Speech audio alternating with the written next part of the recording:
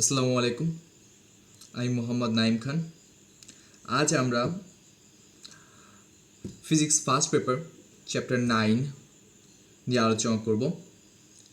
Chapter 9 হলো wave. এই অধ্যায়টি আমাদের ইন্টারমিডিয়েট এর জন্য খুবই গুরুত্বপূর্ণ। সাথে সাথে চ্যাপ্টারটি অনেকটা সোজা এবং এখান থেকে প্রতি বছর বিভিন্ন প্রতিযোগিতামূলক পরীক্ষায় বিভিন্ন ধরনের প্রশ্ন আসে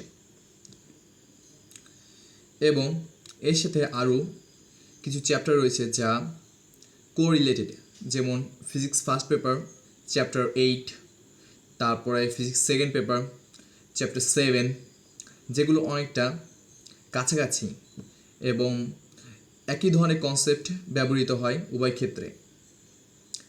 আজকে আমি চ্যাপ্টার 9-এর গুরুত্বপূর্ণ 15টি অঙ্ক করে দেখাবো এবং এর মাধ্যমে আমি চেষ্টা করব যেন পুরো চ্যাপ্টারটি ওয়ান শটের মাধ্যমে রিভাইজ দেওয়া যায়।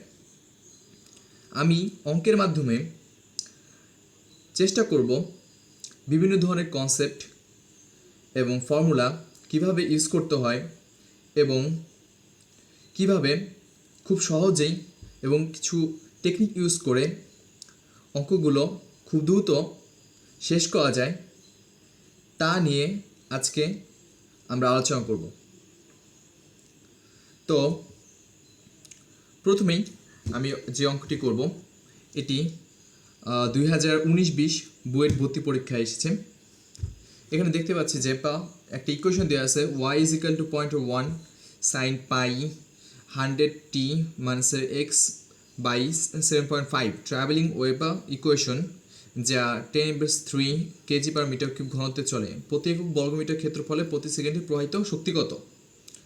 এখন এই যে এত বড় লাইন বানিয়েছে যে প্রতি একক বর্গমিটার ক্ষেত্রফলে প্রতি সেকেন্ডে প্রবাহিত শক্তি কত, তো আমরা আগে আমাদের যে কনসেপ্টটি জানতে হবে যে এই লাইনটি দ্বারা কী বোঝাতে চাচ্ছে। আমরা জানি যে কোনো একটি ওয়েভ যাচ্ছে, তার সামনে যদি 1 মিটার স্কোয়ার ক্ষেত্রফল বিশিষ্ট কোনো একটি কিছু রাখা হয়, কোনো একটি ব্লক বা এই জাতীয় কিছু, তাহলে এর মধ্যে দিয়ে যে পরিমাণ শক্তি প্রবাহিত হবে প্রতি সময়ে তাকে আমরা বলবো যে হলো তরঙ্গ তীব্রতা বা ওয়েভ ইন্টেন্সিটি। তাহলে আমাকে এই যে লাইনটি এখানে বলেছে যে প্রতি একক বর্গমিটার ক্ষেত্রফলে প্রতি সেকেন্ডে প্রবাহিত শক্তি কত, তাহলে এর মাধ্যমে আমাদের কাছে জানতে চেয়েছে যে আমার এখানে ওয়েভ ইন্টেন্সিটি কত হবে। তো এটা গেল আমাদের কনসেপ্ট। এখন আসবে আমাদের ফর্মুলা। আমাদের ফর্মুলা কি আমরা জানি? আমরা ফর্মুলা জানি যে I=2π²a²f²ρv। এখন আমাদের দেখতে হবে যে আমাদের কাছে কি কি ডেটা দেওয়া আছে এবং আমাদের এই যে ইকুয়েশন আছে এর মাধ্যমে আমরা কি এই যেই ফর্মুলার যে জিনিসগুলো আছে সেগুলো কি আমরা পাচ্ছি কি না। তো এখানে দেখতে পাচ্ছি যে আমাদের কাছে প্রথমে চাইছে যে এর দ্বারা আমরা বুঝি যে বিস্তার অর্থাৎ অ্যাম্পলিটিউড। এখানে 0.1 যেটা রয়েছে ইকুয়েশনে এটাকে আমরা বলবো বিস্তার, তাহলে আমরা অ্যাম্পলিটিউড পেয়ে গেলাম। এখন আমাদের বলছে এফ বলতে বোঝানো হয়েছে আমাদের ফ্রিকোয়েন্সিকে। এখানে আমরা দেখতে পাচ্ছি যে সাইনের ভিতরে প্রথমে টি এর সাথে যা সংযুক্ত থাকবে তা হলো আমার আপনার কৌণিক কম্পাঙ্ক। তাহলে এই ক্ষেত্রে আমরা কৌণিক কম্পাঙ্কের যেই ফর্মুলা জানি ω=2πf, ওইখান থেকে আমরা ফ্রিকোয়েন্সি পাচ্ছি।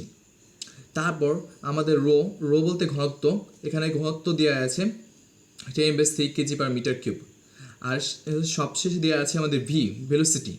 এখন ভেলোসিটি এখান থেকে কিভাবে বের করা যায় তা আমি যখন অঙ্কটা সম্পূর্ণ করব তখন দেখাবো কীভাবে কোন প্রসিডিউর করতে হয়।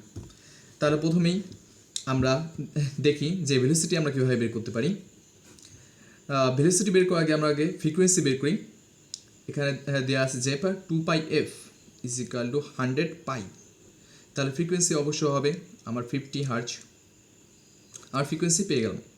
পরবর্তীতে আমাকে বের করতে হবে ভেলোসিটি। তাহলে আমরা আরেকটি জিনিস লক্ষ্য করব এখানে যে এই ইকুয়েশনটাকে যদি আমি র ইকুয়েশন বানাই তাহলে হবে y is equal to a sin omega t মানে হচ্ছে কে এক্স। এখন কে বলতে আমরা এখানে বুঝাবো যেটা সেটা হচ্ছে ওয়েভ নাম্বার। কে আমরা এভাবে লিখতে পারি k is equal to pi by lambda. তাহলে আমরা জানি এই ইকুয়েশনটাকে আরেকভাবে লেখা যায় y is equal to a sin 2 pi by lambda v t মাইনাসের এক্স। তাহলে এই দুইটা ইকুয়েশনকে আমি যদি কম্বাইন করি তাহলে পাচ্ছি যে omega is equal to 2 pi by lambda v. আর কে বলতে আমরা এখানে বুঝবো যে 1/0.75 তাহলে সহজে আমরা ভেলোসিটি পাবো। তাহলে ভেলোসিটি আমাদের যা পাবো তা হচ্ছে, আমি ক্যালকুলেটরের মাধ্যমে দেখাচ্ছি, 100 পাই ডিভাইডেড বাই 1/7.5। আর সাথে যেহেতু এটার সাথেও পাই আছে, এটার সাথেও পাই গুণ হবে, তাহলে আরেকটা পাই, তাহলে ভেলোসিটি হবে 750 ms ইনভার্স 1। তাহলে এখন আমরা ইন্টেন্সিটি বের করি। ইন্টেন্সিটি হবে 2 পাই স্কোয়ার এ স্কোয়ার, এফ হবে আমাদের হলো 50 হার্জ, এ স্কোয়ার এফ স্কোয়ার রো 10^3, আর ভেলোসিটি হলো 750। তাহলে ইন্টেন্সিটি আমাদের পাওয়া গেল 370.11। ইন্টেন্সিটি আমরা জানি যে watt metre square, watt per metre square. তো আমরা প্রথম অঙ্কটি শেষ করলাম, এখন আমরা দ্বিতীয় অঙ্কটিতে আসি। বলা হয়েছে যে ভ্যাকুয়াম ক্লিনার ও টিভির শব্দের তীব্রতার মাত্রা 180 ডেসিবেল এবং 78 ডেসিবেল যথাক্রমে, এদের সম্মিলিত শব্দের তীব্রতা মাত্রা কত? তো আমাদের প্রথমেই যেই দেখতে হবে যে কি কি ডেটা দেওয়া আছে আর আমাদের কি চাইছে। তো আমাদের প্রথমে চেয়েছে যে সম্মিলিত শব্দের তীব্রতা মাত্রা কত। তার তীব্রতা মাত্রার যে ইকুয়েশনটা হবে সেটা হবে I mix is equal two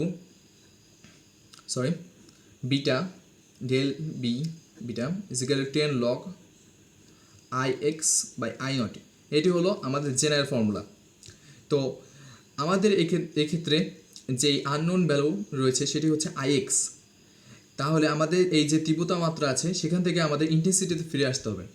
তাহলে আমরা কিভাবে ফুল অঙ্কটি আমরা যেরকম এইচএসসিতে মূলত আমি যে প্রসিডিউরগুলো এখানে শেখাবো তা হচ্ছে এবার যারা 2021 ব্যাচ অথবা এর পরবর্তীতে যা অ্যাডমিশন ব্যাচ যারা রয়েছে তাদের জন্য।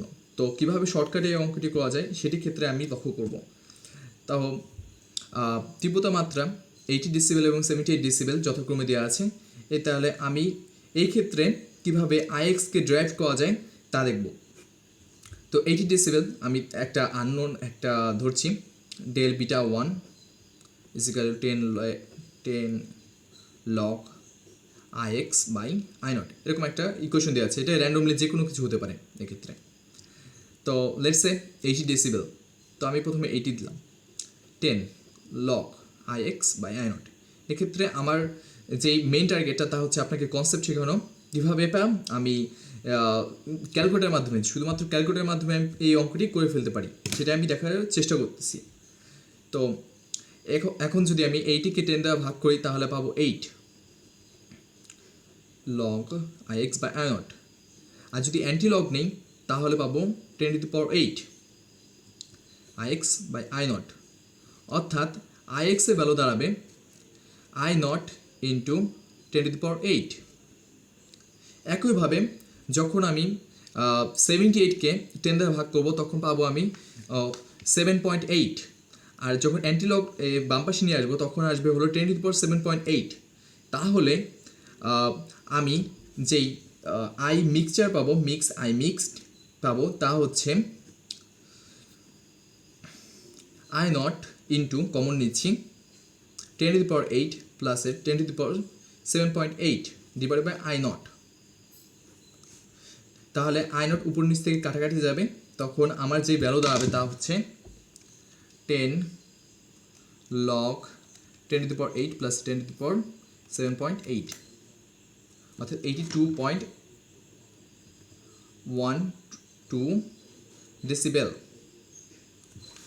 তো আমি কিন্তু প্রথমেই আপনার এই অঙ্কটা ক্যালকুলেটরে এভাবে সাজিয়ে নিতে পারতাম যে 10 প্রথমে 80 আছে, তা প্রথমে আমাকে যা করতে হবে তা হচ্ছে 80কে 10 দ্বারা ভাগ করব, পরবর্তীতে 78 এটাকেও 10 দ্বারা ভাগ করব, পরবর্তীতে 10 দ্বারা ভাগ দেওয়ার পরে একে 10-এর একটা সূচক রূপে আমি প্রকাশ করব, তারপর তার দুইটাকে যোগ করব।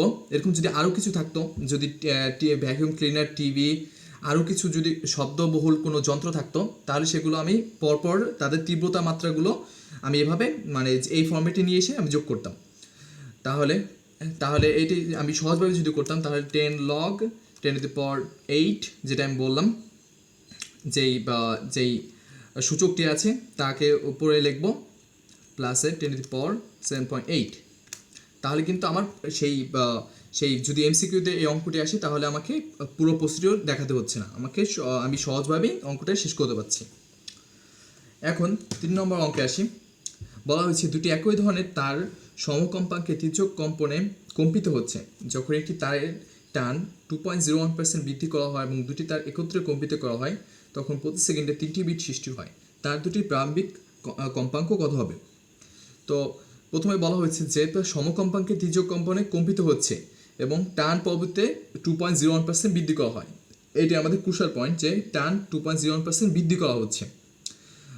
এটি কিন্তু একটি গুরুত্বপূর্ণ বোঝার বিষয় যে টান বৃদ্ধি করা হচ্ছে, টান বলা নেই যে 2.0 দ্বিগুণ করা হচ্ছে, বলা হচ্ছে বৃদ্ধি করা হচ্ছে। তার মানে হলো যা আগে ছিল তার সাথে কিছু যোগ হচ্ছে এবং তখন প্রতি সেকেন্ডে 3টি বিট সৃষ্টি হচ্ছে। তো আমরা বিট বলতে যা বুঝি তা হলো ফ্রিকোয়েন্সি পার্থক্য, অর্থাৎ প্রতি সেকেন্ডে বলছে। যদি আমাকে আরও কিছু টাইম বলতো, যে মনে করেন আপনাকে বললো যে 10 সেকেন্ড টাইমে 3টি বিট সৃষ্টি হয়, তাহলে আমাকে প্রথমে আগে দেখতে হতো যে প্রতি সেকেন্ডে আমার কয়টি বিট সৃষ্টি হচ্ছে, সেই হিসেব করে আমি পরবর্তীতে অঙ্কে আমি আগাতাম।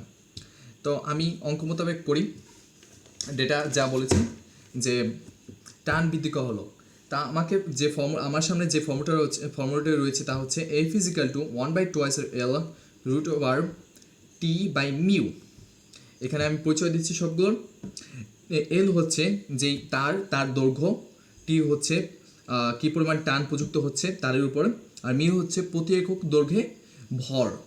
এটিকে অনেক সময় এম দ্বারা প্রকাশ করা হয়, কিন্তু আমি এর পক্ষে নই, আমি সবসময় মিউ ইউজ করি, কারণ মিউ দ্বারা আমরা এই মিউ ইউজ করার সিগনিফিকেন্স যেটি রয়েছে এর পরবর্তী আপনাকে সামনে তুলে ধরতে পারবো।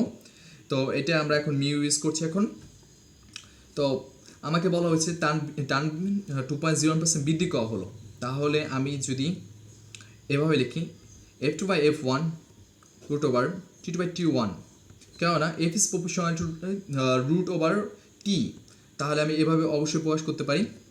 এবং বলা হয়েছে পরবর্তীতে যে 2.01% বৃদ্ধি করা হলো, তাহলে আমি প্রথমে আমার টান ছিল T1 এবং T1-এর সাথে আমার 2.01% আরও যোগ হলো, 1% যোগ হলো /T1, তাহলে আমার যে রেশিও দাঁড়াবে তা হচ্ছে 1। এই যে টি যদি আমি কমন নিই তাহলে 1 থাকবে একটা, তার সাথে 2.01%, তাহলে আমার যেই রেশিও দাঁড়ালো তা হচ্ছে 101/100 F2/F1।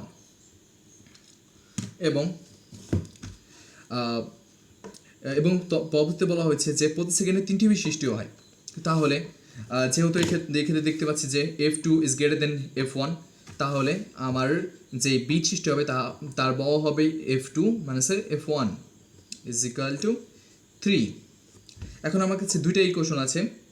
প্রথম ইকুয়েশন F2 মানে স্যার F1 = 3, আরেকটা দেওয়া আছে 100 F2 - 101 F1 = 0। এখন আমি কি করতে পারি, আমি হয় এই যে অপনয়ন পদ্ধতিতে একটি মান এখানে বসাবো, তার পরবর্তীতে আমি বের করতে পারি, এইটা একটা মেথড। আরেকটা মেথড আছে যে আমার কাছে যেহেতু ক্যালকুলেটর আছে, আমরা যেহেতু ইঞ্জিনিয়ারিং পরীক্ষা দিতে যাচ্ছি, তাহলে আমি ক্যালকুলেটরের আসল ব্যবহার করব, অর্থাৎ যেহেতু আমার কাছে সুবিধা আছে আমি কেন নেব না। আমি যা করব তা হচ্ছে ইকুয়েশনে যাব, মোড দিয়ে আমি ইকুয়েশন 5 প্রেস করলাম, তারপরে 1 প্রেস করব। তাহলে আমার কাছে দুটি ইকুয়েশন এখানে দেওয়া যাবে। তো প্রথম ইকুয়েশন, প্রথমে আমি F1 বের করতে চাই, এর জন্য আমি প্রথমে F1 মাইনাস 1 তার সহগ রয়েছে এটাকে লিখলাম F2 1 জাস্ট 1 নট মাইনাস 1, এবং এবং উভয় পক্ষের ডান পাশে রয়েছে বাম পাশে রয়েছে এই দুটি ইকুয়েশন F2 মাইনাস F1 এবং ডান পাশে রয়েছে 3, আমি 3 লিখলাম। এবং যেহেতু আমি প্রথমে F1 বের করতে যাচ্ছি তাই প্রথমে মাইনাসের 101, তারপর 100 আর ওর পাশে 0।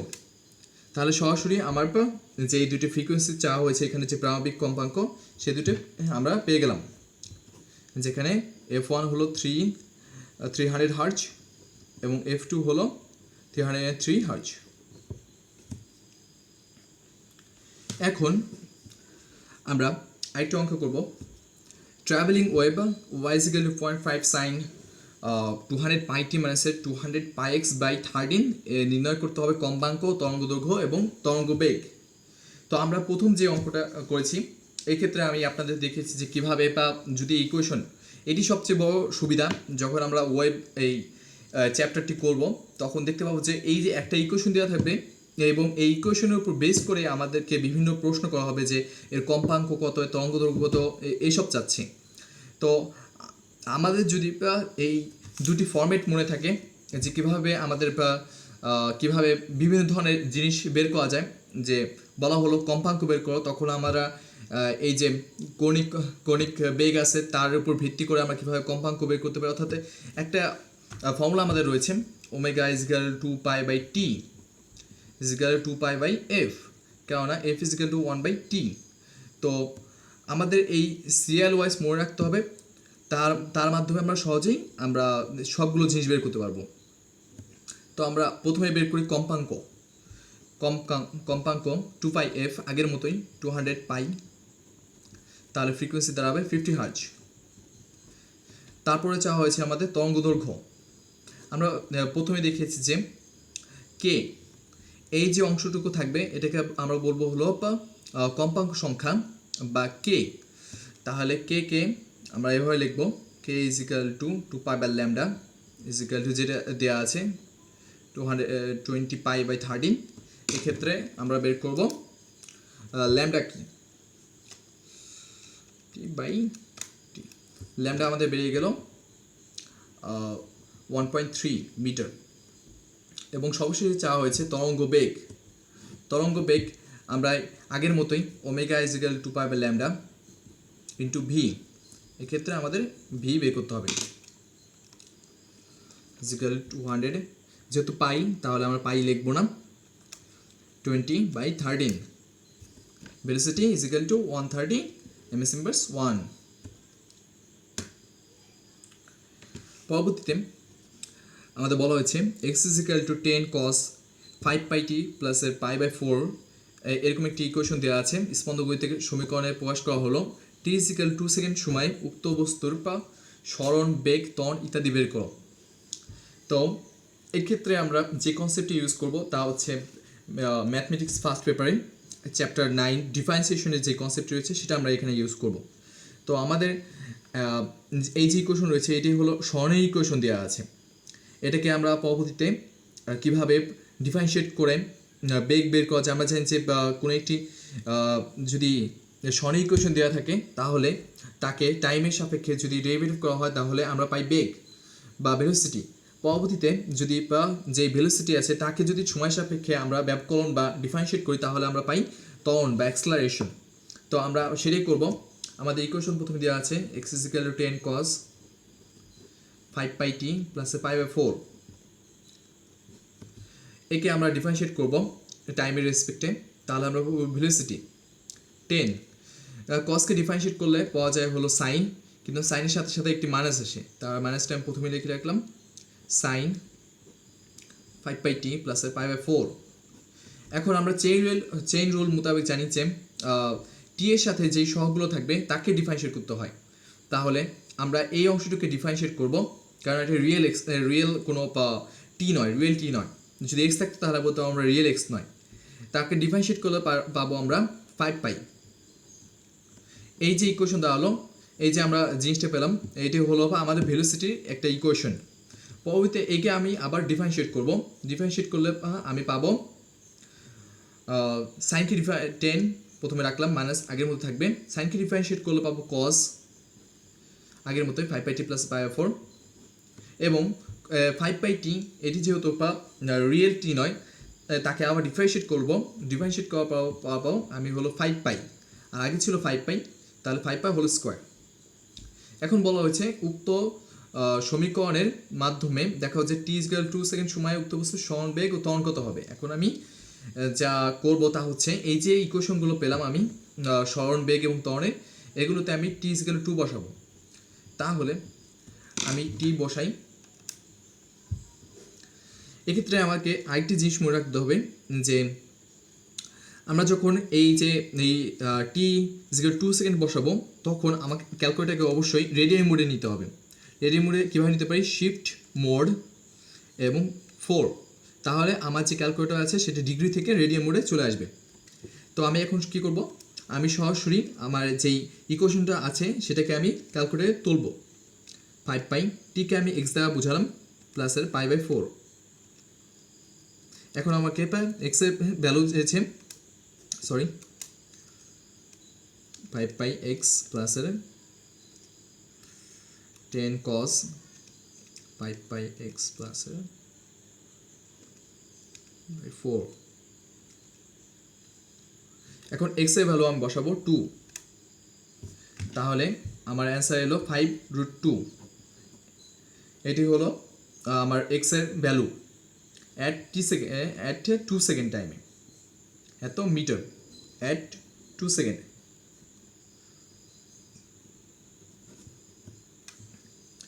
পরবর্তীতে আমি এই ইকুয়েশনটা লিখবো ভেলোসিটি মানে 10 sin 5πt মানে x এক্ষেত্রে প্লাসের π/4 ইন্টু 5π, এবং আমি t = 2 বসালাম, অর্থাৎ x এর ভ্যালু আমি দিলাম 2। আমার যে ভেলোসিটির মান তা হচ্ছে মাইনাসের 111.07 at 2 সেকেন্ড টাইমে, এবং অ্যাক্সেলারেশন আমি একইভাবে আগের মতো করব। মাইনাসের 10 cos 5π প্লাসের π/4 ইন্টু 0.5 তা হোল স্কোয়ার, এবং t = 2 সেকেন্ড। এক্ষেত্রে দাঁড়িয়েছে -1.76। আচ্ছা, এই যে আমরা কনসেপ্টটি শিখলাম ডিফারেন্সিয়েশনের, আমরা চ্যাপ্টার 8 এর ক্ষেত্রে দেখব যে একই ধরনের কনসেপ্ট ইউজ করা হয়েছে। যদি আমি এটাকে একটা জেনারেল ফর্মেট ধরি, তাহলে x = a sin ωt, এটাকে আমি একটি ওয়েভের ইকুয়েশন ধরলাম। এখন একে যদি আমি ডিফারেন্সিয়েট করি তাহলে পাবো a সাইনের জন্য cos ωt, এবং t এর সাথে রয়েছে ওমেগা। এটি যেহেতু রিয়েলটি নয়, এর জন্য আবার ডিফারেন্সিয়েট করে পাবো ওমেগা, অর্থাৎ a ওমেগা cos ωt। এটি আমাদের সেই বিখ্যাত ফর্মুলা আও cos ωt। এখন এটাকে যদি আমি আবার ডিফারেন্সিয়েট করি তাহলে পাবো আমি অ্যাক্সেলারেশন, যেটি আমরা প্রকৃতপক্ষে পাই ω² a sin ωt, অর্থাৎ a = ω² x। আমরা কিন্তু প্রকৃতপক্ষে এই ক্ষেত্রে যা ফর্মুলা ফেলেছি আর এই ফর্মুলা দুটি কিন্তু প্রকৃতপক্ষে এক। আমরা একই সাথে দেখব যে কীভাবে চ্যাপ্টার 8 এবং চ্যাপ্টার 9 কোরিলেটেড, এর মাধ্যমে আমরা বিভিন্ন ধরনের ইকুয়েশন যেগুলো রয়েছে সেগুলোর মধ্যে একটা রিলেশন সৃষ্টি করতে পারবো। তারপর অঙ্কে আসি, বলা হয়েছে ফাঁকা মাঠে লাউড স্পিকার 250 ওয়াট উৎপন্ন করে, এটি হতে 20 মিটার ও 30 মিটার দূরে শব্দের তীব্রতা কত? এই 10 মিটার ব্যবধানে শব্দধ্বনি ডেসিবেলে কতটুকু হ্রাস পাবে? এক্ষেত্রে আমাকে যে ফর্মুলা জানতে হবে তা হচ্ছে I = p/4π²। এক্ষেত্রে p বলতে আমরা বুঝবো পাওয়ার, এবং 4π², এই আর হলো দূরত্ব। তো ফাঁকা মাঠে বলা হয়েছে যে লাউড স্পিকার 250 ওয়াট উৎপন্ন করে, এক্ষেত্রে আমরা p পেয়ে গেছি, এবং বলা হয়েছে 20 মিটার ও 30 মিটার দূরে শব্দের তীব্রতা কত? তাহলে আমরা সরাসরি এই ফর্মুলার মাধ্যমে দুটি এই অংশটুকু করে ফেলি। I at 20 meter is equal to 250 watt 4 pi এবং 20 metre square is equal to 0.0497 এবং I at 30 meter is equal to 4 পাই, আগের মতোই শুধুমাত্র 20 জায়গায় 30 বসিয়ে দেবো 0.022। এখন আবার বলা হয়েছে 10 মিটার ব্যবধানের শব্দধ্বনি ডেসিবেলে কতটুকু হ্রাস পাবে। আমরা একটি ফর্মুলা জানি, তা হচ্ছে del beta is equal to 10 log I2 by I1, অর্থাৎ বিটা 2 মানে বিটা 1 এখান থেকে আমরা এই যে ইকুয়েশন পেলাম তাকে আমরা ড্রাইভ করতে পারি। এটা আপনারা ট্রাই করলেই পেয়ে যাবেন। তো এখন আমি যেহেতু হ্রাস পাবে তাই আমরা এক্ষেত্রে আরেকটা জিনিস দেখতে পাবো যে লগ যদি লগের ভিতর যেই ভ্যালুটা আমি প্রবেশ করবো তার যদি একের চেয়ে ছোটো হয় তাহলে তার মান নেগেটিভ আসে।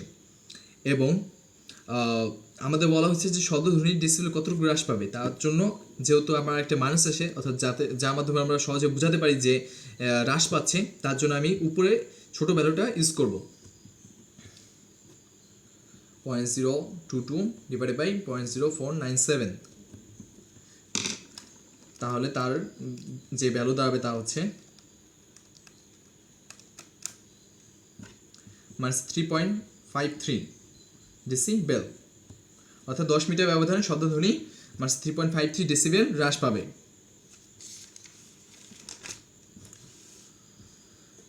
পরবর্তী অঙ্কটিতে আসি। আজকে আমি একটু তাড়াতাড়ি পড়ছি কারণ অঙ্ক অনেকগুলো এবং বেশিরভাগ সময়ই দেখা যায় যে মনোযোগ ধরে রাখতে একটু কষ্ট হয় এবং লেকচারও একটু বড় হয়ে যায়, তার জন্য আমি একটু দ্রুত পড়ানোর চেষ্টা করছি। যদি আপনাদের কোনো বুঝতে সমস্যা হয় তাহলে আমাকে সরাসরি আপনি কমেন্টে প্রশ্ন করবেন, ইনশাআল্লাহ আমি আপনাদের প্রশ্নের উত্তর দেওয়ার চেষ্টা করব। তো 7 নম্বর অঙ্কে আসি যে টানা তারে আর তরঙ্গ বেগ 1500 ms/1 একই রেখে 3 গুণ বড় ব্যাসার্ধ বিশিষ্ট একই উপাদানে তারের বেগ কত। এটি একটি ইন্টারেস্টিং একটি অঙ্ক। তো এটি সাস্টের একটি অঙ্ক, গত বছর 2019-20 ভর্তি পরীক্ষা এসেছে। তো এই ক্ষেত্রে আমরা দেখব যে একটা অঙ্ক কীভাবে আমরা বিভিন্ন অংশে আমরা ড্রাইভ করতে পারি একটা ফর্মুলাকে। যেমন আমরা একটা ফর্মুলা জানি v is equal two √T/μ। এই যে আমি বলেছিলাম যে এম না ইউজ করে আমি কিসের জন্য আমি মিউ ইউজ করছি। এখন আমরা বুঝতে পারবো যে মিউ আমরা এটাকে এভাবে লিখতে পারি যে T/m/L, অর্থাৎ একক দৈর্ঘ্যে ভর। এখন m বলতে আমরা বুঝি, আমরা জানি যে rho is equal two m/v, তাহলে ওটাই আমি লিখে দিই rho is equal two m/v। তাহলে আমি এভাবে লিখতে পারি m is equal to ρv divided by l is equal to T/ρ আমি রো রেখে দিলাম এবং ভি যে ভি এখানে ভি কিন্তু আমার ভলিউম, এর জন্য ভি ক্যাপিটাল ভি, এবং ভিকে আমি এভাবে লিখতে পারি এরিয়া এ এবং লেন্থের এল আর নিচে একটি এল। তাহলে আমার দাঁড়াবে T/ρ/a। তাহলে আমি যদি সব কিছু সামারাইজ করি তাহলে আমি যা দেখতে পাবো তা হচ্ছে আরেকটি জিনিস রয়েছে। আমরা এরিয়াকে কীভাবে লিখতে পারি, এরিয়াকে আমরা লিখতে পারি হলো πr² রূপে। এখন যদি আমি এইটা আর লাস্টে যেটা পেলাম এই দুটাকে কম্বাইন করি তাহলে আমি দেখতে পাবো যে b is inversely proportional two r, b is inversely proportional two r। তাহলে আমি এটা অবশ্যই লিখতে পারি যে v1 r1 is equal two v2 r2। আমরা দেখেছি যে চ্যাপ্টার 10 সরি কারেন্ট চলে গেছিলো, তো আমি কন্টিনিউ করি যে v ইজ ইনভার্সলি 1/r। তো আমরা চ্যাপ্টার 10-এ দেখেছি যে বয়েলের ইকুয়েশন রয়েছে, সেখানে বলা হয়েছে যে PV is equal two nRT। তাহলে বলা হয় যে সব কিছু কনস্ট্যান্ট ধরে P is inversely proportional two 1/v। তাহলে আমরা এভাবে একটা গ্রাফ দেখেছি যে এক্ষেত্রে PV দেওয়া হয়েছে, তারপরে এক্ষেত্রে আবার এদিকে P, তো এরকম স্ট্রেট লাইন পাওয়া গেছে। অর্থাৎ পি বি ইজিক্যাল টু 1। তো অর্থাৎ P V is equal to constant, তো আমরা এভাবে লিখতে পারি যে V R is equal to constant, তাহলে V one R one is equal to V two R two. তো আমাকে প্রথমে বলা হয়েছে যে 1500 ms/1 ভেলোসিটি দেওয়া আছে এবং পরবর্তীতে বড় 3 গুণ বড় ব্যাসার্ধ বিশিষ্ট, তাহলে এটাকে যদি আমি আর ওয়ান ধরি, ভি টু রাখলাম এবং 3 গুণ বড় ব্যাসার্ধ বিশিষ্ট, তাহলে 3 আর 1। তাহলে আমার আলটিমেটলি যে দ্বিতীয় ক্ষেত্রে একই উপাদানের তারের দ্বিতীয় ক্ষেত্রে 3 গুণ ব্যাসার্ধ বিশিষ্ট বা যেই উপাদানের তারের বেগ ভেলোসিটি দাঁড়াবে আমার হলো 500 ms/1। এক্ষেত্রে কিন্তু আমরা একই জিনিস দেখতে পাচ্ছি যে ভেলোসিটি এক্ষেত্রে প্রথমে বেশি ছিল, পরবর্তী কিন্তু হ্রাস পাচ্ছে। আবার এই কারণ হচ্ছে আমরা ব্যাসার্ধকে বড় করেছি। যদি ব্যাসার্ধ এই ক্ষেত্রে হ্রাস পাতো, যদি মনে করেন আপনাকে বলা হতো যে ব্যাসার্ধ অর্ধেক হয়ে গেল অথবা 1/4 হতো, তখন কিন্তু আমার ভেলোসিটি আরও বেড়ে যেত।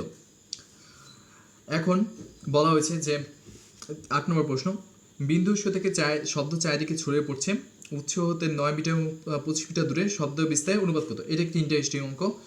এখানে আমরা কিছু দেখব যে প্রথমে আমি এই ফর্মুলাটা লিখি যে I is equal to pi square A square F square rho V. তাহলে এই ক্ষেত্রে আমরা এর সাথে একটা কোরিলেশন সৃষ্টি করব। দেখতে পাচ্ছি যে I is proportional two A square. এক্ষেত্রে এ আমরা বুঝবো যে বিস্তার বা অ্যামপ্লিটিউড। আমরা আরেকটি যে ফর্মুলা জানি তা হচ্ছে I is equal to P by 4 pi square. তাহলে এটিও আমার প্রপোর্শনাল টু এ স্কোয়ার। এখন যদি আমি এই দুইটাকে আমি রিলেট করি, তাহলে যেহেতু আমার কাছে বিস্তার আছে, তাই আমি চাবো যে আয়ের উপরে সূচক 1 হোক। তাহলে আমি এভাবে লিখতে পারি I is proportional to, r এর সাথে মিল রাখবো √/r1 আর, অর্থাৎ r square. I is proportional to 1/√/r²। তাহলে A is proportional to 1/r, অর্থাৎ A is inversely proportional to r. তাহলে আমি এভাবে লিখতে পারি যে a1 r1 is equal two a2 r2। যেহেতু আমার কাছে অনুপাত আছে, তাই আমি এভাবে লিখি a1/a2 ইজিক্যাল টু r2/r1। তাহলে দ্বিতীয় ক্ষেত্রে আমাকে বলা হয়েছে যে 25 মিটার দূরে r2 এবং প্রথম ক্ষেত্রে 9 মিটার। এটি হবে আমার অনুপাত।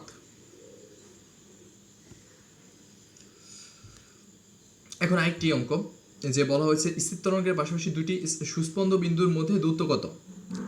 তো আমি প্রথমে ডায়াগ্রাম আঁকি এবং এই ক্ষেত্রে আপনারা বেশি মনোযোগ দিবেন, কারণ এই ক্ষেত্রে আমি এই যে দুটি সুস্পন্দ বিন্দু, তারপর নিস্পন্দ বিন্দু, তারপরে আপনার বিভিন্ন দশা, তারপরে তরঙ্গ দৈর্ঘ্য, এগুলো চিত্রের মাধ্যমে কীভাবে আমরা বুঝতে পারি তা বোঝানোর চেষ্টা করব। তো প্রথমে আমি যে ফেমাস যে চিত্র আছে সেটাকে আঁকি। এটি একটি ওয়েব, এ পর্যন্ত রাখি।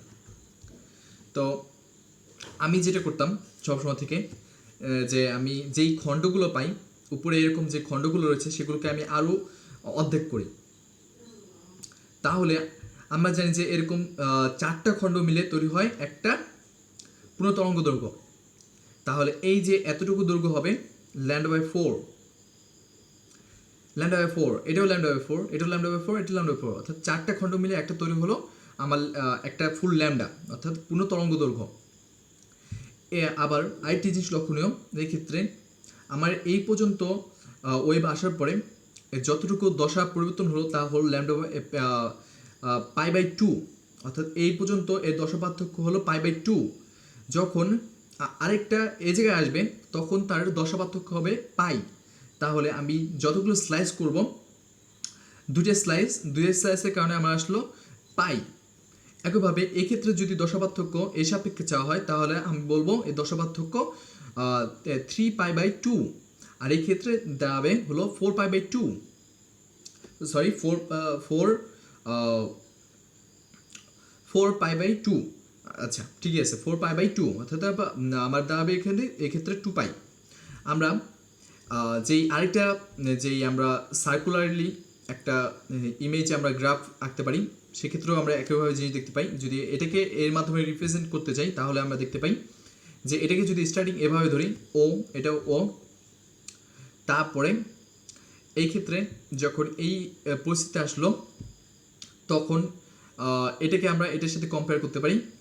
যখন এই জায়গায় আসলো অর্থাৎ এটা ও ধরি, এটা এ, এটাও আমার এ, আর যখন এটি ফুল একটা সাইকেল কমপ্লিট করে আবার এই স্থানে আসলো তখন তাকে আমরা তুলনা করব এটার সাথে, এই পয়েন্টের সাথে। অর্থাৎ যখন একটা 360 ডিগ্রি অ্যাঙ্গেল এক্ষেত্রে ও থেকে শুরু করে আবার ওতে চলে আসবে তখন আমরা তাকে বলবো একটি পূর্ণ তরঙ্গ, একটি পূর্ণ কম্পন। ঠিক একইভাবে ও এর ক্ষেত্রে আমরা যেরকম দশা দেখতে পাবো এই ক্ষেত্রে এই পয়েন্টটিকে আমি নাম দিই বি, তারও একই ধরনের দশা থাকবে। অর্থাৎ এটি একটি পূর্ণ চক্র সম্পূর্ণ করে এই সার্কুলারলি সম্পূর্ণ করে আমার বি পয়েন্টে ফিরে এসেছে। আচ্ছা, আরেকটি বিষয় আমরা দেখতে পাবো যে বলা হয়েছে সুস্পন্দ বিন্দু এবং নিস্পন্দ বিন্দু। তো সুস্পন্দ বিন্দুগুলোকে আমরা কোনগুলোকে বলবো? এই যে আমরা বেশি যে ফোলার যে অংশগুলো রয়েছে অর্থাৎ এই যে সর্বোচ্চ কম্পাঙ্ক দৈর্ঘ্য বিশিষ্ট অর্থাৎ সর্বোচ্চ বিস্তার বিশিষ্ট যে অংশটিকে রয়েছে তার চূড়াটাকে আমরা বলবো হলো সুস্পন্দ বিন্দু, একে ইংলিশে বলা হয় অ্যান্টিনোড।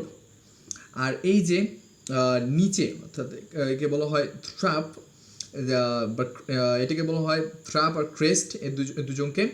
তো এই অংশটাকে আমরা বলবো হলো নিস্পন্দ বিন্দু, নিস্পন্দ বিন্দু এবং সুস্পন্দ বিন্দু, এটাকে বলা হয় নোড। তো এই ক্ষেত্রে একটা জিনিস আমার মনে আছে যে আমি যখন কলেজে ছিলাম তো আমি এক ভাইয়ের কাছে পড়তাম ফিজিক্স। তো উনি আমাদের অ্যান্টিনোড নোড পড়াচ্ছিলেন। তো আমি সামনের দিকে বসাছিলাম। তো ভাই পড়ানোর পরে আমাকে জিজ্ঞেস করছিল যে আপনার কি পছন্দ, অ্যান্টিনোড নাকি নোড? তো আমি আমি বলে দিয়েছিলাম যে ভাই আমার অ্যান্টিনোড পছন্দ। তো ভাইও হাসলো, আমিও হাসলাম। তো কেন আসলাম তো কেউ যদি জানেন তাহলে আমাকে কমেন্ট করে জানান। তো আমরা ফিরে আসি। এটা λ/4, এটু λ/4 অর্থাৎ 4টা λ/4 মিলে একটা ফুল ল্যামডা তৈরি করলো।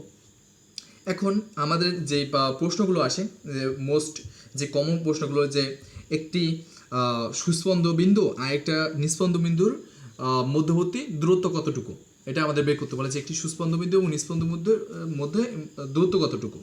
তাহলে আমরা সরাসরি বলবো এটি একটি নিস্পন্দ বিন্দু এবং এটি একটি সুস্পন্দ বিন্দু, এদের মধ্যবর্তী দূরত্ব হলো λ/4। তারপর বলা হলো যে পরপর দুটি নিস্পন্দ বিন্দুর মধ্যে দূরত্ব কত হবে। তাহলে আমরা যেটি শিখলাম একটু আগে, λ/4 এইটুকু অংশ, তাহলে এইটুকু ফুল অংশটুকু হবে 2টা λ/4 অর্থাৎ λ/2।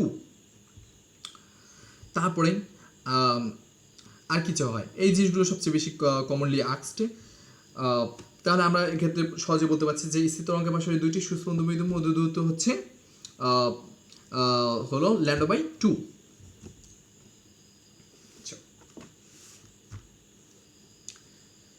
আচ্ছা, আরেকটি বিষয় আমি আরেকটু জানাতে চাই যে এরকম একটি ইকুয়েশন যেটা আমরা কমনলি আমরা দেখি যে y = a sin omega t - kx। তো আমরা কি বুঝি, এটা একটা বোঝা বিষয় যে y বলতে আমরা এখানে বোঝাবো যে একটা কণা কতটুকু উপরের দিকে উঠছে। অর্থাৎ এই যে হাইটটা, এটা হতে পারে অথবা এইটা অথবা এইটা, এটাকে আমরা বলবো y। অর্থাৎ কোনো একটি যেই অবস্থান রয়েছে তার থেকে উপরের দিকে কতটুকু উঠেছে তাকে আমরা y দ্বারা আমরা রিপ্রেজেন্ট করি।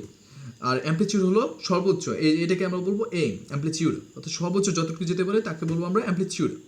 সাইন ওমেগা টি কে এক্স, এক্ষেত্রে কে এক্সের একটা জানা দরকার যে এক্স হলো আমার ডান দিক বরাবর, এটা বাম দিক দেওয়া হতে পারে। অর্থাৎ যেই পয়েন্ট থেকে শুরু হয়েছে তার থেকে কতটুকু আমার দ্রুত অতিক্রম করেছে ওয়েভটা, তাকে আমরা রিপ্রেজেন্ট করবো এক্স দ্বারা। অর্থাৎ এই ক্ষেত্রে এইটুকু এক্স হতে পারে অথবা এই ক্ষেত্রে এইটুকু এক্স হতে পারে, অর্থাৎ এটা ভ্যারি করে। তো এটা একটি ভেরিয়েবল, ওয়াইও একটি ভেরিয়েবল, এটা আমাদের ফিক্স থাকে। এক্সের বিষয়টা আমরা পরবর্তীতে আরেকবার আমাদের কাজে লাগবে যখন আমরা আপনার দশা পার্থক্য, তার পথ পার্থক্য এগুলো সম্পর্কে আলোচনা করবো, তখন এক্সটা আরেকবার আমাদের সামনে আসবে। এখন 10 নম্বর অঙ্কে আসি। y = 0.1 sin 300 pi t - 0.9x ইকুয়েশনের ফর ট্রাভেলিং ওয়েভ। আরেকটি বিষয় যে আমরা এতক্ষণ যা পড়েছি তা কিন্তু আমাদের ছিল হলো ট্রাভেলিং ওয়েভ। ওয়েব দুই প্রকার, যে চলাচলের ভিত্তিতে, একটা হলো ট্রাভেলিং ওয়েব, আরেকটা হলো স্টেশনারি ওয়েব। ট্রাভেলিং ওয়েব আমরা কাকে বলবো? যেটি সময়ের সাথে সাথে সাথে সামনের দিকে এগিয়ে যায়, অর্থাৎ তার অর্থাৎ এনার্জিগুলো সামনের দিকে ট্রান্সমিট হতে থাকে। কিন্তু আমরা স্টেশনারি বলতে বুঝবো যে কোনো একটি সীমাবদ্ধ মাধ্যমে দুটি অর্থাৎ হতে পারে যে একটা ট্রাভেলিং ওয়েব অথবা প্রতিফলনের মাধ্যমে একটা স্থির তরঙ্গ সৃষ্টি করে বা স্টেশনারি ওয়েব ক্রিয়েট করে, অথবা দুটি বা ভিন্ন ওয়েব তাদের অ্যামপ্লিটিউড সেম হতে হবে, এবং আরও কিছু কিছু বিষয় রয়েছে যেগুলো সেম হয়ে আমাদের একটা স্থির তরঙ্গ সৃষ্টি করে। তো আমাদের এই প্রশ্নটা ওইটার উপর ভিত্তি করে যে ইকুয়েশন ট্রাভেলিং দুটি ওয়েব মিলে স্থির তরঙ্গ সৃষ্টি করলে তার ইকুয়েশন কত হবে। এটি খুবই একটা ফেমাস একটা কোয়েশ্চেন। এটা যে কোনো ধরনের ভর্তি পরীক্ষা চলে আসতে পারে, এবং তার বিস্তার এবং ফ্রিকোয়েন্সি কত হবে।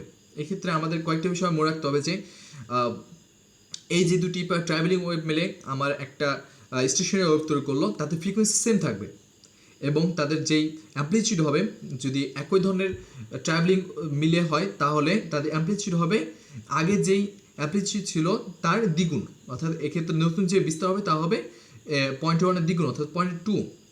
এবং তার ইকুয়েশন আমাদের দুইটা ইকুয়েশন পাবো। একটা হলো যদি একই ধরনের ট্রাভেলিং ওয়েব বিপরীত দিক থেকে এসে যদি স্টেশনারি ওয়েব তৈরি করে তার একটা ইকুয়েশন ধরা হবে, এবং যদি প্রতিফলন হয়, নিচে একটা মনে করেন একটা ওয়েব গেল এবং কোনো একটা দেয়াল বাধা খেলো, এবং পরবর্তীতে ওটা রিফ্লেক্ট করলো, অর্থাৎ প্রতিফলিত হয়ে যদি আবার ব্যাক করে এসে নিচে যদি একটি স্টেশনারি ওয়েব তৈরি করে, তখন তার ইকুয়েশন আরেকটা হবে। তো এক্ষেত্রে আমরা দুটো ইকুয়েশন দেখি। যে নতুন যেটা বললাম যে প্রতিফলনটা আমাদের এক্ষেত্রে লাগছে না, প্রতিফলনটা আমি আপনাদের জানার জন্য বলছি। এক্ষেত্রে ইকুয়েশন হবে y = মাইনাস আসবে একটা, যেহেতু রিফ্লেক্ট হচ্ছে এর জন্য মাইনাস হবে। এটা বিভিন্নভাবে ড্রাইভ হয়, তো ড্রাইভ করলে দেখা যাচ্ছে আমরা একটা মাইনাস সামনে আসে।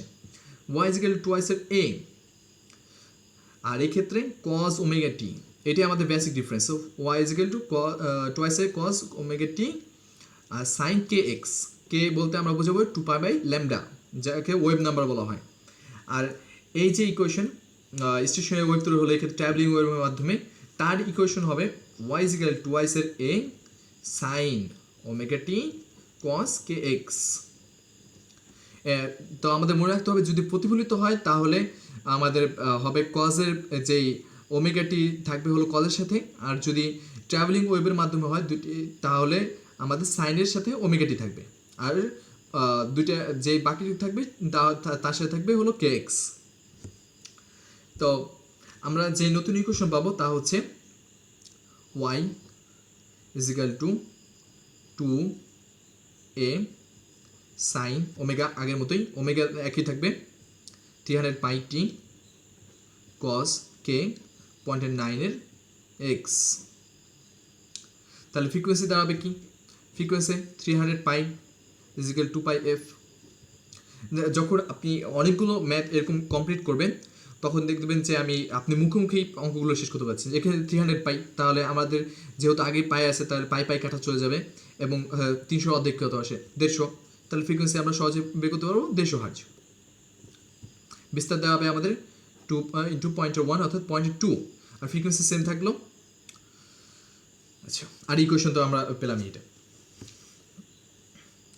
আমাদের বেশিরভাগ ক্ষেত্রে দেখা যায় এই কোয়েশন দিয়ে আমাদের কাজ চালাতে হয়, এটা অনেকটা রেয়ার, এটা বেশি আসে না, কিন্তু এই ক্ষেত্রে আমাদের এই কোয়েশনটা আমাদের মুখস্থ রাখতে হবে যে সাইনের সাথে কী থাকে। অ্যাম্পলিফায়ার থেকে নিশ্চিত, পরে অঙ্ক 11 নম্বর, অ্যাম্পলিফায়ার থেকে নিশ্চিত শব্দ ক্ষমতা 20 মেগাওয়াট হতে বেড়ে 40 মেগাওয়াট হলে মিলিওয়াট তীব্রতা লেভেলে কত ডেসিবেল পরিবর্তন হবে। তাহলে ডেসিবেল পরিবর্তন ডেল বিটা = 10 log, আমরা কি জানি ix/i0, ix1 বা ix2, অথবা i1 i2 এভাবে লিখতে পারেন। আমি ix1 দিয়ে লিখি, এটা কোনো সমস্যা নেই। আমরা আরেকটা জানি যে i = p/4π², তো আমরা সরাসরি এভাবে বসাতে পারি 10 log p1/p2। তার প্রথমে কি দেওয়া আছে 10 log p1 দেওয়া আছে 20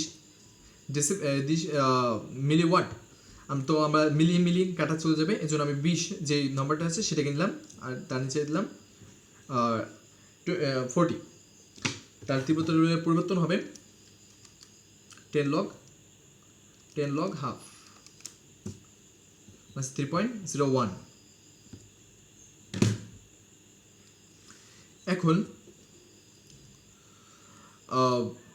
সরি, একটা এক্ষেত্রে এভাবে আমরা রাখতে পারি যে লাস্টে একটি, যদি আমি এভাবে মাইনাস আকারে লিখতে চাই তাহলে আমাকে আরেকটা কাজ করতে হবে, সেটা হচ্ছে লিখে দিতে হবে যে এত ডেসিবেল হ্রাস পাচ্ছে, এটা আমাকে লিখতে হবে। কেননা যে পার্থক্য আসে সেখানে আমরা জেনারেলি যেটা ইউজ করি সেটা হলো β2 মানে β1, তার প্রেক্ষিতে আমার যে 10 log IX2 উপরে আসবে তার প্রেক্ষিতে। কিন্তু এটা কিন্তু কোনো ভুল নেই, এক্ষেত্রে আমরা যদি শেষ লিখে দিই এত হ্রাস পাচ্ছে তাহলে একই ধরনের আমাদের চলে আসে, জিনিসটা একই ধরনের হয়। আর যদি উপরে লিখে দিই তাহলে সরাসরি আমার পজিটিভ ভ্যালুটা আসছে, তো ওটা আমাকে আর বলতে হচ্ছে না। তারপরে অঙ্কটা আসি যে ফিজিক্যাল টু 1/2 এর ক্যাপিটাল এল, এক্ষেত্রে মনে রাখতে হবে এটা কিন্তু ক্যাপিটাল এল, অর্থাৎ তারের দৈর্ঘ্য আমরা এক্ষেত্রে ধরেছি ক্যাপিটাল এল হিসেবে, 1/2 L capital L root over Y হলো ইয়ং গুণাঙ্ক, এল হলো কতটুকু বিকৃতি, অর্থাৎ এটা হলো দৈর্ঘ্য বৃদ্ধি, অর্থাৎ দৈর্ঘ্য বৃদ্ধি, কতটুকু দৈর্ঘ্য বৃদ্ধি পেয়েছে অথবা হ্রাস পায় এরকম কিছু।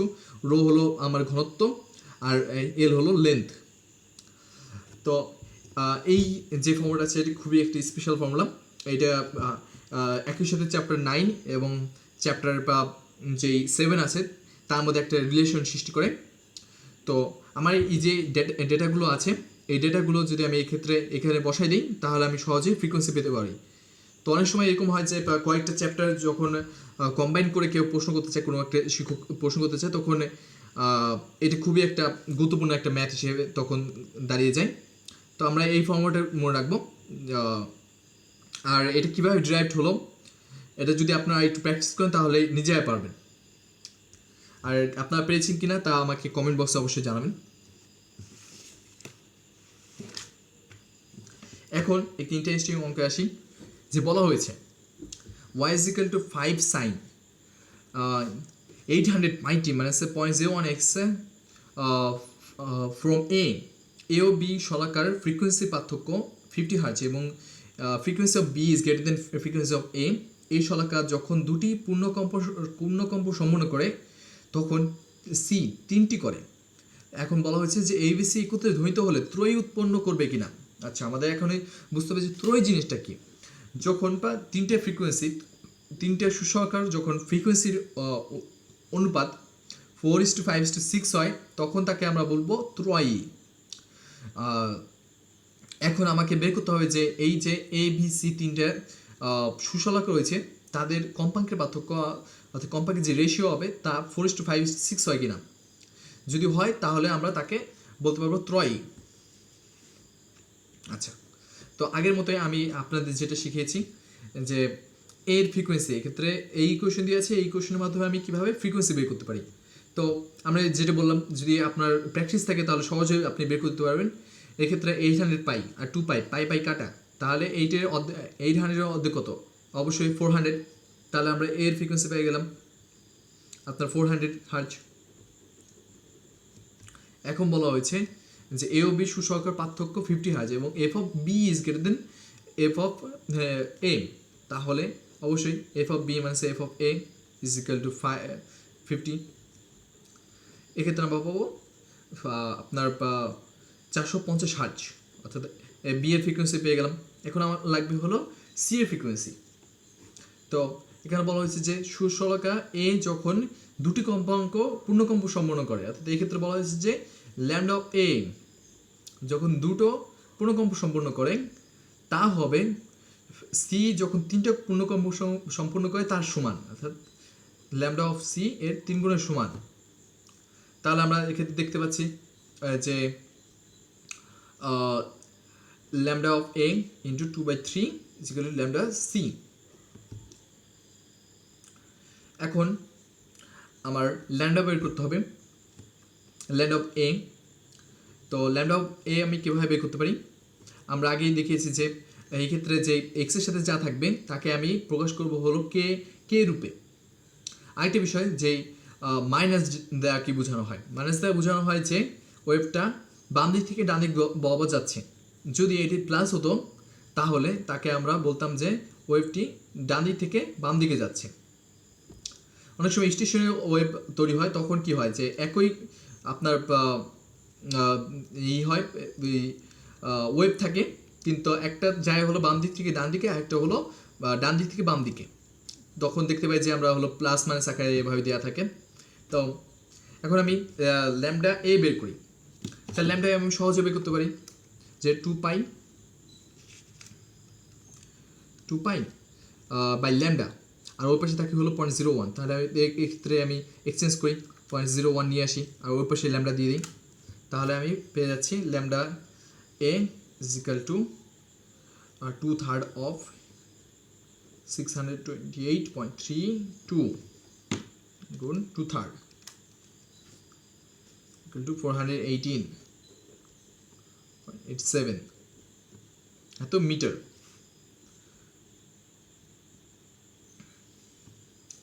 আচ্ছা, এক্ষেত্রে আমরা পেলাম হলো ল্যামডা অফ সি। আরেকটা বিষয়, এক্ষেত্রে ল্যামডা অফ সি পেয়েছি, আমার কিন্তু লাগবে হলো F of C.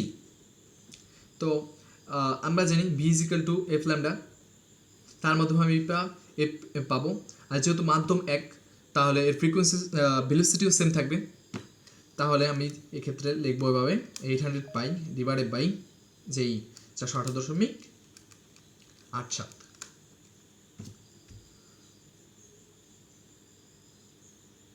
800 pi divided by 418.87। এক্ষেত্রে যে ফ্রিকোয়েন্সি পাই তা হচ্ছে, এক্ষেত্রে আমি যেই সরি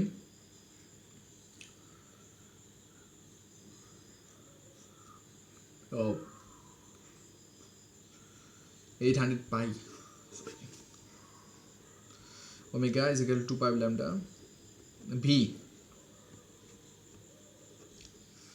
তাহলে আমি এক্ষেত্রে পেলাম যে যেটা সেটা হচ্ছে 800 পাই বাই 0.01।